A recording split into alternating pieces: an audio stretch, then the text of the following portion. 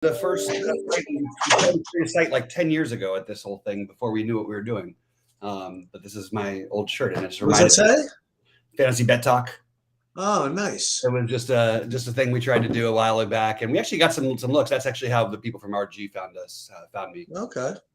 But anyway, so it's an interesting little slate here. It's small, and my intentions when the slates are small are to get different. So I'm going to do just that. What are you looking at doing today, Sheets?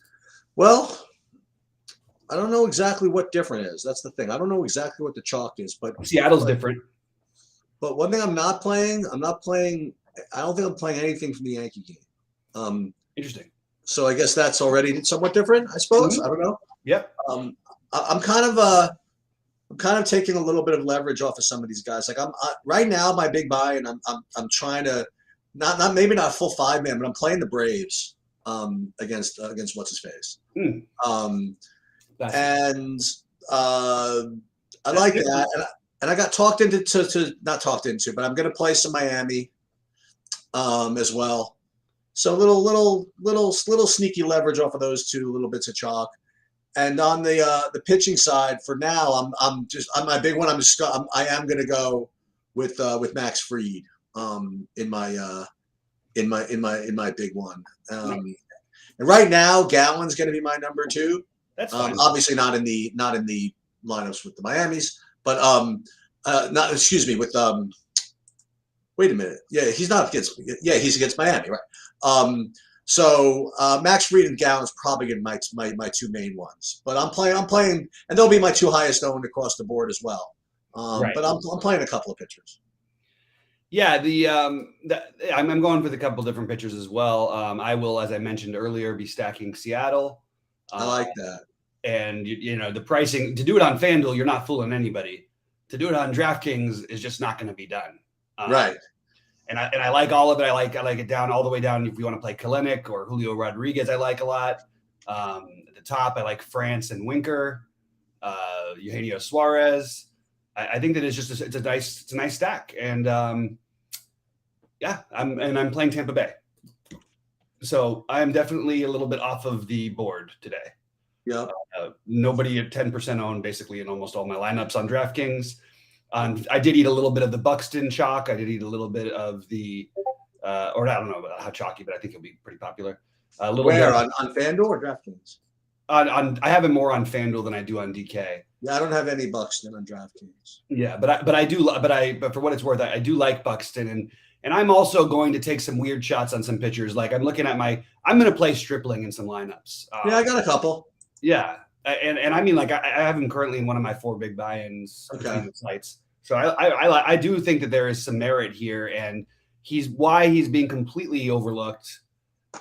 I don't exactly understand it. I mean, the Yankees do strike out. They'll work pitchers. He threw 84 pitches his last time out. He pitched 5 innings, 7 strikeouts against Boston. 20 fantasy points may be good enough to win, and I think he's definitely has a chance to do that. I also like getting weird with even though I am playing some of the bats from Minnesota, I'm going to play some Tyler Wells. I'm not buying this 3.5K prop. I think that's a good bet to go out and make. The guy's got strikeout stuff. Now, whether or not he puts it all together, I'm always going to like we talked about before. I'm always going to bet on these young guys to be what they were. You know what I mean? They just to be what they're supposed to be. What they're supposed to be, yeah, or what they have been in the minors or whatever, or right. In high school or in college or whatever. We haven't seen the strikeout totals yet, but you look at Tyler Wells' matchups. I mean, he's had the Yankees twice, Tampa Bay, he was just pitching a little bit in that one. I mean, he was only pitched in inning 2/3, and then he had the weird game against Oakland. I just think there's enough upside to take a weird shot there, especially against a Minnesota team that, even though they've been on fire, their lineup has a lot of guys that you can strike out. So I'm good with those things.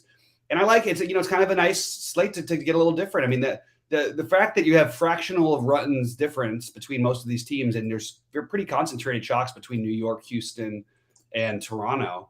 I'll just skip most of those guys. Use a couple of them as one-offs if I need to, because I can use a chalky one-off because my lineups aren't chalky. So that's what I'm doing. Say what's up to everybody in the chat. What's up, Adam? Let's freaking go. Shark says NHL playoff, MLB, and And so when did the NHL playoffs start today? Sheets? Yeah, pretty much. Yeah, so I did a little video on hockey today. Oh, did they start yesterday by any chance? I couldn't figure out why I think there was a one gamer maybe. I think yesterday. Oh yeah, because it was really weird. They never do that with basketball. Is have just the first weekend of the whatever we're in the second round, and the games to be over at like 4:00. I was like, is there some big event that I'm missing? So trying to figure that one out. I love the Tampa Bay running thing is a big part of why I want to stack them. I just think that these guys take off enough where, and they kind of all do, right? Like Rosarena will run sometimes, Franco will run, Kiermaier will run, Lau will run. And I just, you could win this slate without hitting home runs potentially. This could be one of those non-home run type of slates, Yeah. Who are you playing on FanDuel as your main pitcher? So that's a good question and K9 Bronco just asked that question to me about my main pitcher on FanDuel is going to be Fried. And my reasoning is that while he may not have the same strikeout upside or whatever we want to call it, I think he has the best chance of anybody to pitch 6 really good innings and I also think he has a reasonable chance to get the win. I too like Atlanta more than I like the Mets in this game. I do have some Bassett, don't get me wrong, but like I just think that, and I also think that on FanDuel you're going to get lower ownership on Fried than all the other top guys. So I will take Fried over the other. Bassett's going to be more popular. Lopez is going to be more popular. I'll just take Bassett. I think that if you had to put my life on it and I was just, I was playing a cash one, if I was playing a cash lineup, I probably would play Lopez. But I like going with Fried. And it saves me just enough to be able to get the Buxton guys. And K9 Bronco asked if I'm playing Seattle on FanDuel. I'm specifically trying not to play too much of Seattle on FanDuel because I think Seattle will actually be popular. Let me just take a quick look at the ownership. And it's always interesting in baseball, especially Sheets. Like the pricing shouldn't matter. The ownership should. Jesse Winker is projected to be 40% owned almost. And he's going to be like 10% on DK. Suarez is going to be like 20% owned. He's going to be like 5% on DK. You know what I mean? All of these guys. So, Ty France, he'll be low on both sides, but he'll be a little more owned on FanDuel. So I'm okay with it. I think Adam Frazier is a good value saver. It doesn't really have the home run upside, but this may not be the slate where you need it, like I said. And if I like Seattle already to get some runs, I think he can do some damage. He just doesn't hit home runs. So I do like Seattle over there. I just think that at their ownership, I'm preferring to take the zero ownership path and play them on DK. I'm pretty spread out on FanDuel with my pitching actually, and in my big one right now, I'm not particularly thrilled with it, but right now I'm actually have Rasmussen in my big one there. I just like what it's doing for the rest of my lineup. I know it's a lot to ask for him to back-to-back 6-inning games like that, but that's where I am right now. I have to figure out what I want to do with it though. Yeah, I think Rasmussen is totally viable on both sites.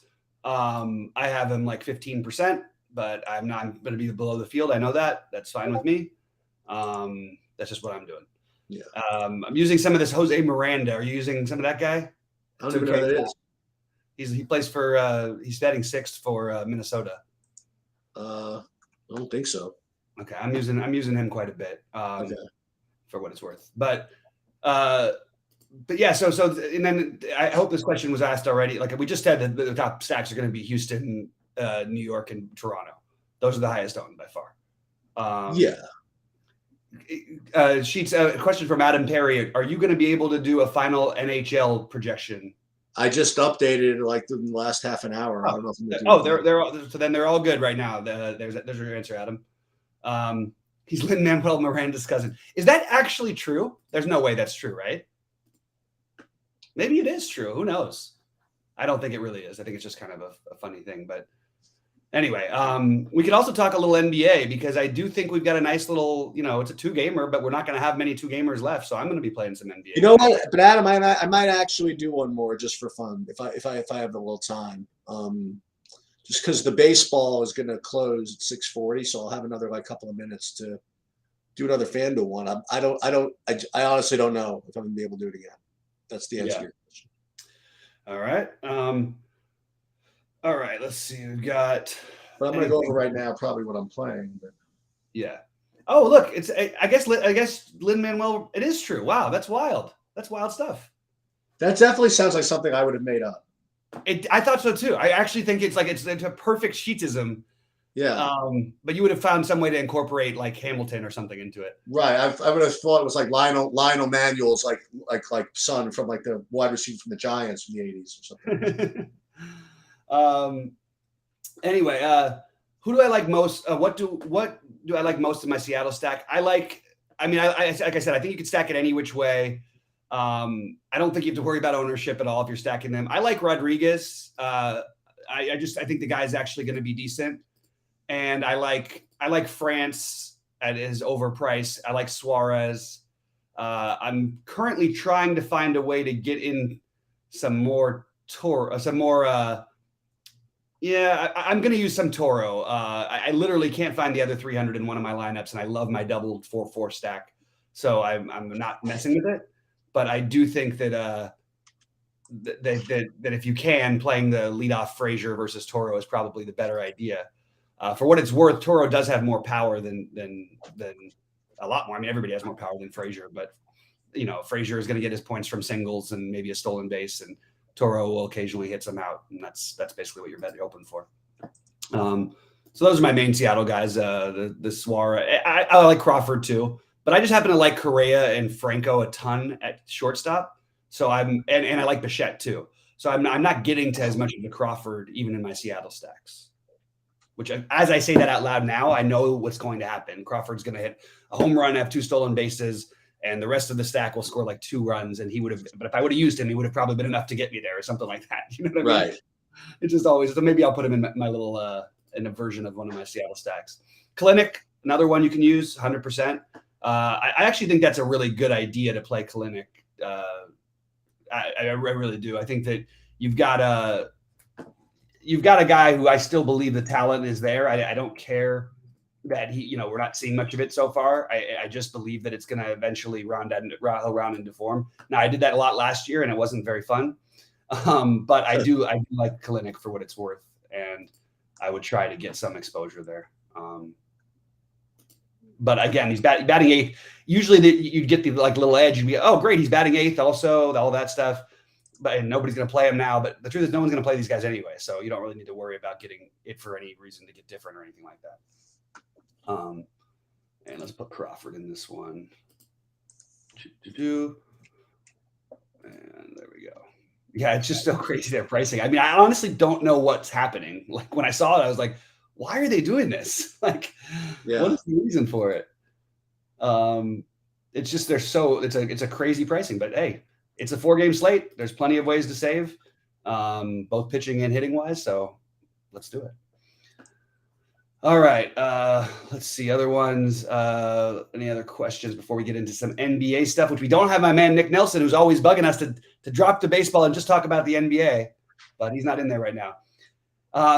Jim says his mouse won't let him click. Well, the 6K, the thing I want to encourage you, Jim, to do is absolutely ignore that stuff when it comes to baseball. These prices doesn't mean a thing, really. First of all, it's one of the best matchups in the board.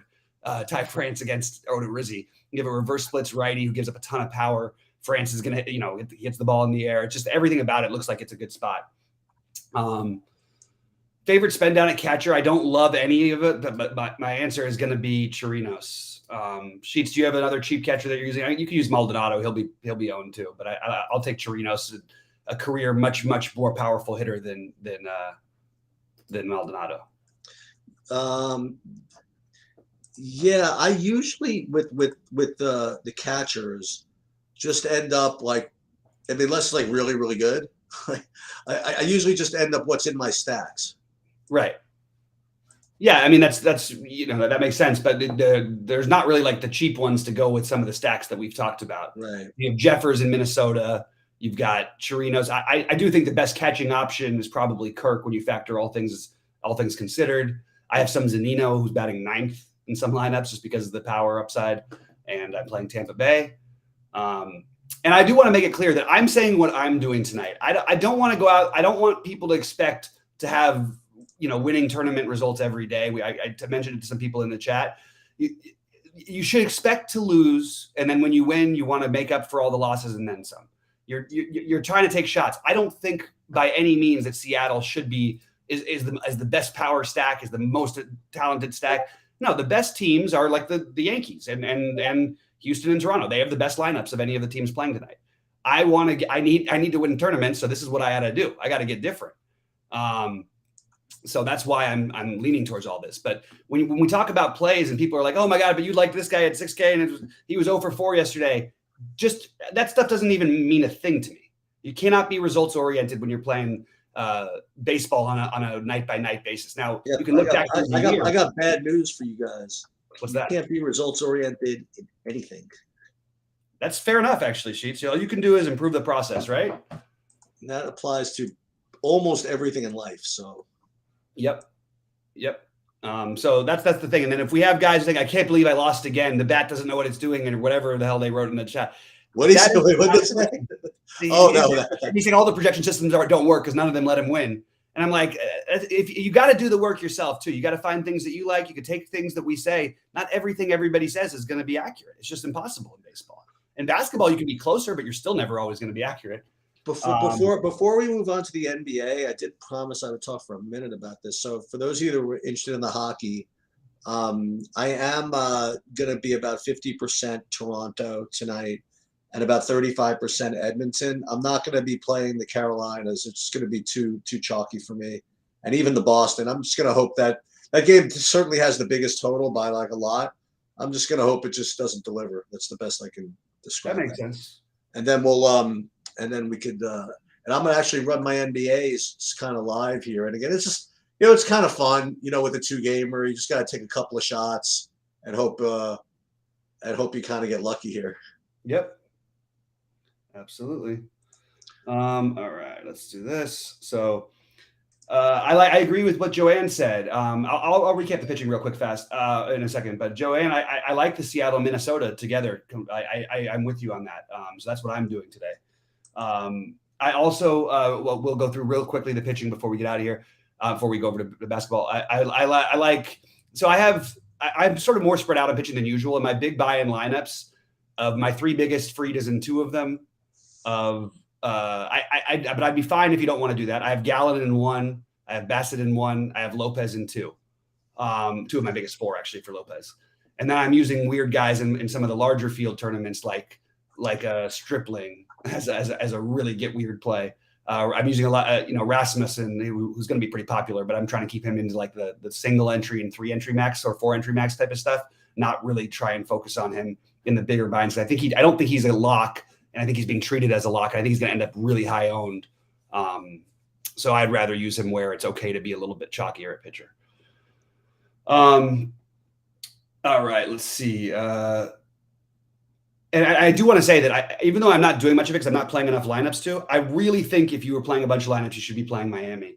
This is we have these come up in baseball sometimes where when the guy who 3 starts ago, so 3 times playing the game ago, when he's the most popular guy for everyone to pick on, and then he becomes the most popular. Now we always know Zach Gallen had a bunch of talent and sort of has been in and out, had some injury issues, but just I would encourage, if you really want to get weird in the other one, you can play Miami, and I don't think anyone's going to do that. Sneaky good GM. That's right. Hey, but you know what? They compete too. They do. They're not Tampa Bay, but they compete. All right, so let's talk real quickly about basketball. It's really everybody's out, right? I mean, you got like Paul Reed chalk night, right? Like Paul Reed chalk, assuming that he starts, of course. Now, if he doesn't start, I would say you should play him, and you'll get lower ownership on him. I think Maxey is like one of the surest things, and Harden, obviously. I don't think that's anything groundbreaking, but I really like both those guys are basically near locks for me. I wouldn't mind if someone wants to throw in a few Matisse Thybulles. The weirdest thing is that Paul Millsap is actually on the 76ers.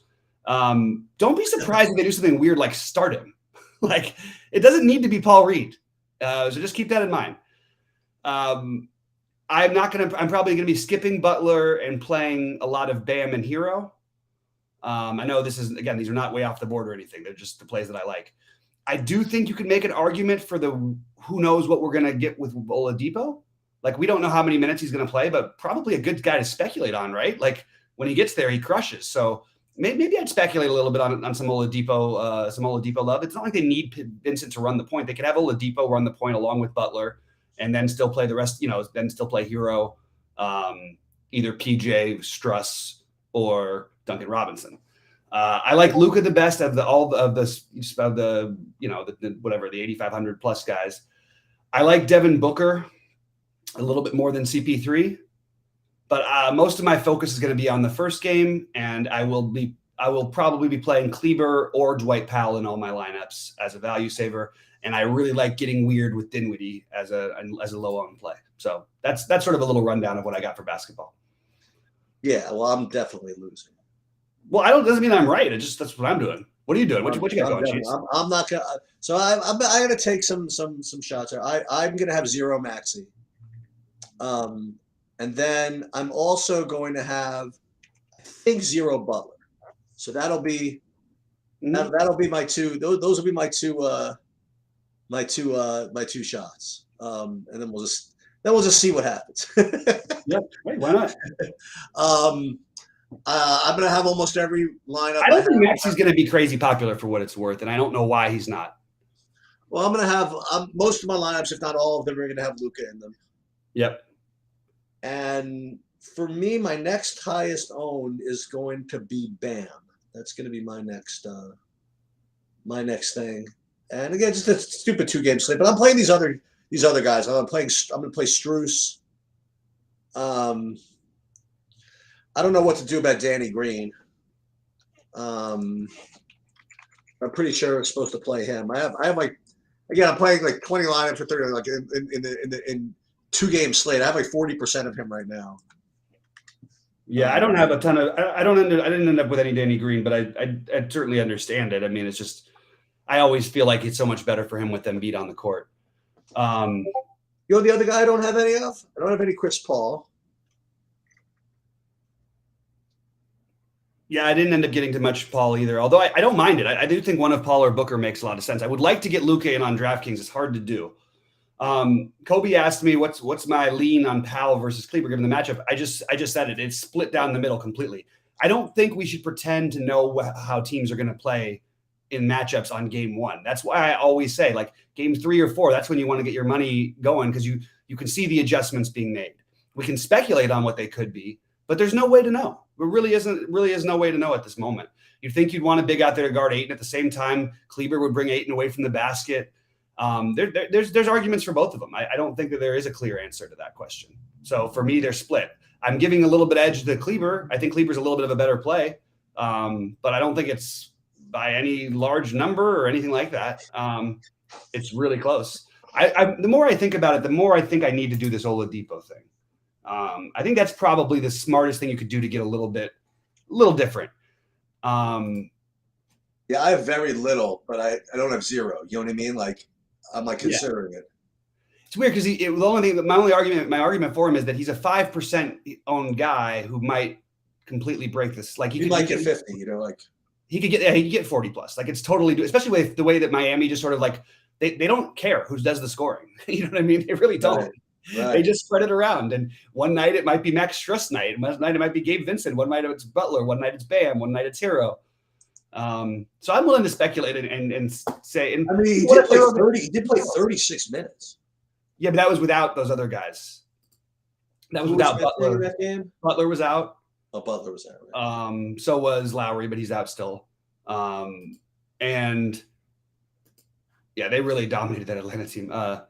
Yeah, but I mean, he played well, So why couldn't he? The guy who scares me that I have locked in is Harden.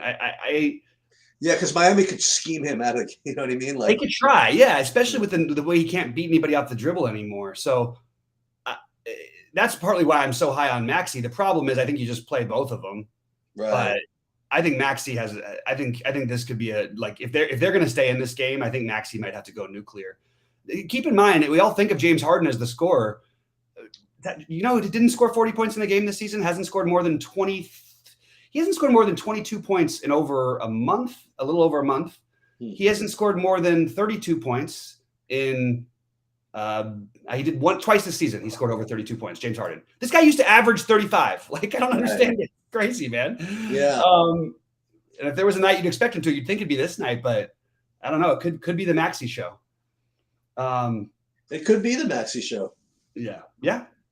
Hey, Ken, thank you for the kind words. We're happy to be able to give you the input we can, and I appreciate that you value it. Going weird and playing Arizona and Atlanta. Jason Dixon going way off the board playing the Arizona and Atlanta. There you go. Hey, that's good enough to get it. Want to remind everybody, Pablo Lopez is really good, but I like getting different, so I'm not going to criticize too much. And I would say that the one thing I won't do is be playing the Atlanta and Mets game. 54 degrees and wind blowing in from left with a bunch of righties on the out there. It just doesn't feel like a good spot. Alonso, it's a little.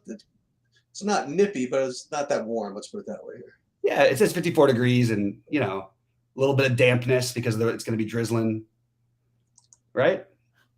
Yeah, maybe. I'm gonna try some Atlanta though. Yeah, I get it. I think that's fine. I do have a little bit of Olsen for what it's worth. I tend to prefer the lefties and when the wind's blowing in, but that's what I would throw out there. Thanks for the nice words, Joanne and Jim and Sheets. If there's nothing else, I don't really have a whole bunch else. I'm just going to get some variations of the same lineups I've got going. Guys, if there's no more questions, I think we'll probably head out of here pretty soon unless Sheets has some more. No, that sounds good to me.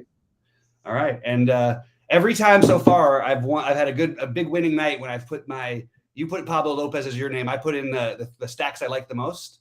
And every night I've done it so far, it's been a winning night. So maybe we're onto something with this. All right, guys. Well, good luck. I'll be in Discord all night if anything comes up. And Sheets, good luck tonight. What are you guys having for dinner? What are we having for dinner? I'm having turkey and cheese on a bagel tonight. Oh my God, what happened? Stacy's going out. She has canasta. Oh, gotcha. No Stacy and no Ashley around to cook anymore either. That's right. All right, man. Well, have a good night. Good luck to everybody, and we will hopefully see one of you at the top of the leaderboards. Good luck, everybody. Yep, sounds good.